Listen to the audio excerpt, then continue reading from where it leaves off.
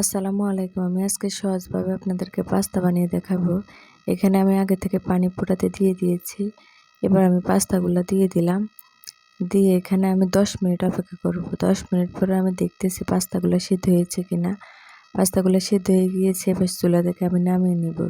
চুলায় একটা প্যানে আমি 1 চা চামচ পরিমাণ তেল দিয়ে দিলাম। তেলটা গরম হওয়ার পরে এখানে আগে থেকে আমি মাংস ম্যারিনেট করে রেখেছি। এখানে আমি গোলমরিচ, আদা, রসুন আর সামান্য পরিমাণ লবণ দিয়ে আমি মাখিয়ে রেখেছি। 10 মিনিটের মতো আমি রেস্টে রেখে দিয়ে দিলাম। এবার আমি 2 পাশ ভালোভাবে ভেজে নেব। দেখেন ভাজা হয়ে গিয়েছে। এখানে আমি 1 কাপ পরিমাণ গাজর দিলাম। আর পাস্তার মধ্যে গাজর অবশ্যই দিবেন। গাজর দিলে কিন্তু খেতে খুব ভালো লাগে, দেখতেও সুন্দর লাগে। গাজরটা আমি হালকা ভেজে নেব।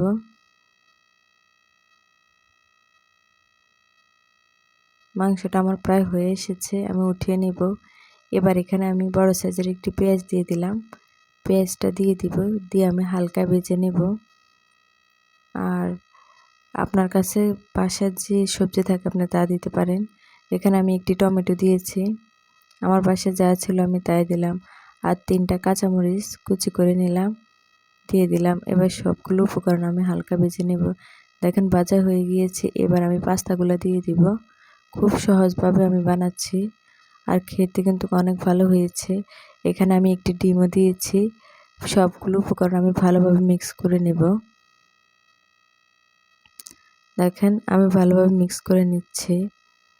আমি ঘরে থাকা কয়েকটা উপকরণে দিলাম। এখানে আমি সয়া সস আর টমেটো সস দুটো একসাথে মিক্স করে নিলাম, নিয়ে দিয়ে দিলাম। আর এই সসটা অবশ্যই দিবেন, সসটা না দিলে খেতে ভালো লাগবে না। এবার আমি প্যাকেটের মধ্যে একটা মশলা ছিল, এই মশলাটা দিয়ে দিলাম। মশলাটা দিয়ে আমি ভালোভাবে মিক্স করে নেব। আমার রান্নাটা হয়ে গিয়েছে, এবার আমি চুলা থেকে নামিয়ে নেব। এবার পরিবেশনের পালা।